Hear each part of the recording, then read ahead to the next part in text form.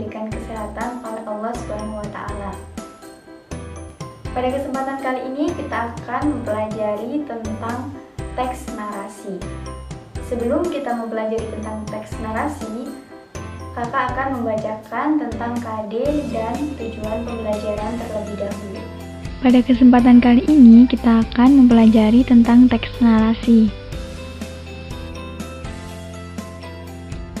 Dalam pembelajaran kali ini kita akan mempelajari tentang bagaimana cara mengidentifikasi unsur-unsur teks narasi dan menceritakan kembali isi teks narasi.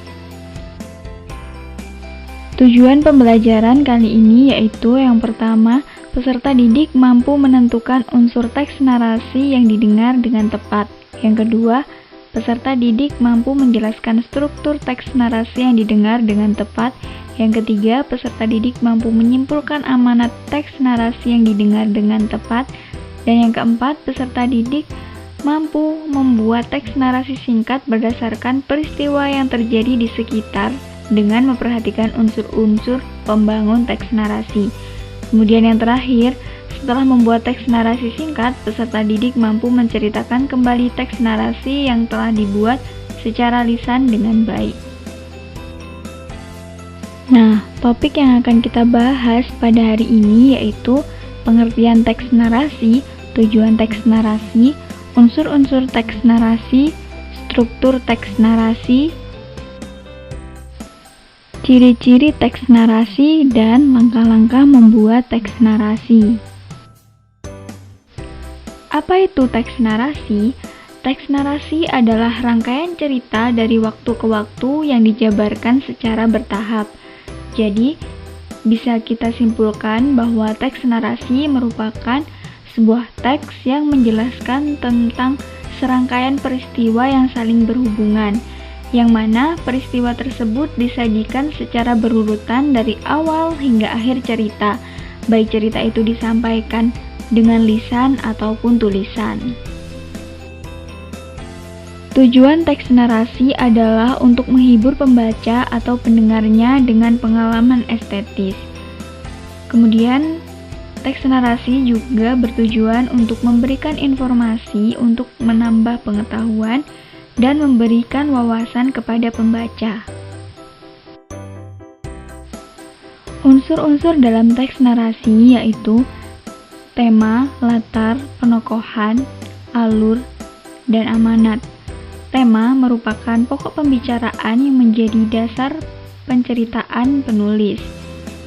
Kemudian latar merujuk pada pengertian tempat dan lingkungan sosial tempat terjadinya peristiwa yang diceritakan. Latar juga menjelaskan tentang suasana bagaimana tempat terjadinya peristiwa tersebut. Penokohan merupakan penampilan tokoh-tokoh yang tercantum dalam karangan narasi, seperti watak dan sifat tokoh tersebut. Kemudian alur merupakan rangkaian pola-pola tindak tanduk untuk menceritakan konflik yang terdapat dalam narasi tersebut. Kemudian yang terakhir yaitu amanat, yaitu mengenai pesan yang akan disampaikan oleh penulis kepada pembacanya. Selanjutnya yaitu struktur teks narasi. Struktur teks narasi meliputi orientasi, komplikasi, resolusi, reorientasi, dan koda. Orientasi yaitu pendahuluan atau pembukaan, yang mana berisi tentang adegan pengenalan tokoh, waktu, dan tempat terjadinya peristiwa dalam cerita. Komplikasi berisi tentang pemunculan konflik atau masalah yang terjadi dalam cerita. Resolusi berisi tentang solusi atau penyelesaian atas konflik atau masalah yang terjadi dalam cerita tersebut.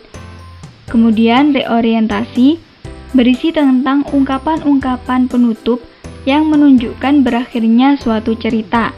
Kemudian koda berisi tentang perubahan yang terjadi pada tokoh dan pesan moral yang dapat diambil dalam cerita tersebut. Untuk reorientasi dan koda bersifat opsional, artinya tidak selalu ada dalam cerita teks narasi. Untuk ciri-ciri dari teks narasi, yang pertama yaitu berisi tentang kisah atau peristiwa tertentu, dan cerita tersebut ditulis dengan gaya naratif atau bercerita. Yang kedua, memiliki alur yang jelas dari awal sampai akhir. Artinya, cerita tersebut diceritakan dari awal hingga akhir dengan runtut. Kemudian, yang ketiga, terdapat unsur peristiwa atau konflik. Artinya, dalam cerita tersebut terdapat permasalahan atau konflik yang terjadi. Kemudian yang terakhir, terdapat unsur-unsur pembentuk seperti tema, latar, alur, karakter, dan sudut pandang. Dalam membuat sebuah teks narasi, kita perlu melakukan langkah-langkah sebagai berikut. Yang pertama, kita harus menentukan tema. Tema apa yang akan kita ambil dalam membuat teks narasi. Kemudian, amanat apa yang bisa diambil dari teks narasi yang kita buat. Kemudian, yang kedua, menentukan sasaran pembaca.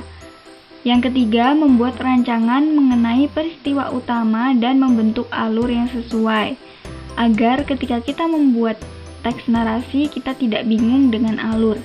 Yang keempat, merangkai urutan peristiwa, yaitu mulai awal hingga akhir kita harus merangkainya terlebih dahulu. Kemudian yang kelima, membuat rincian dan penjelasan mengenai kejadian-kejadian utama secara detail untuk mendukung cerita. Kemudian yang keenam, menyusun skema tokoh, watak, alur, latar, dan sudut pandang. Dan yang terakhir, memahami dan mengerti bagaimana aturan tanda baca setiap kalimat yang ada dalam cerita narasi, agar ketika dibaca, cerita narasi kita tidak membingungkan. Nah, ini adalah contoh dari teks narasi. Seperti yang sudah kakak jelaskan tadi, bahwa teks narasi merupakan serangkaian peristiwa yang dilakukan secara bertahap. Seperti pada contoh, yaitu si Aku menceritakan bahwa ia bergegas mandi dan bersiap ke sekolah karena ia terlambat bangun, kemudian buru-buru sehingga ia tidak bisa menyantap makanan kesukaannya. Ia pergi ke halte dan terlambat karena ia terjebak macet. Kemudian ia dihukum oleh Pak Tono dan pada akhirnya ia menyesali perbuatannya. Nah, di sini sudah dijelaskan bahwa teks narasi ini diceritakan secara bertahap, mulai dari ia bangun kesiangan hingga ia menyesali perbuatannya yang tidak disiplin. Nah, untuk mengasah pengetahuan adik-adik tentang teks narasi, silakan simak video yang linknya sudah kakak cantumkan di deskripsi box ya. Kemudian cobalah menjawab pertanyaan-pertanyaan berikut. Yang pertama, cobalah tentukan tema, latar, tokoh, dan alur sesuai dengan video cerita narasi yang disimak. Setelah itu, cobalah jelaskan struktur dalam cerita narasi dalam video tersebut. Kemudian, jelaskan amanat yang terkandung dalam cerita narasi tersebut. Setelah itu, cobalah membuat teks narasi singkat sesuai dengan peristiwa yang terjadi di sekitarmu ya. Jangan lupa untuk terus mengasah pemahaman kita. Semoga apa yang tadi kakak sampaikan bermanfaat.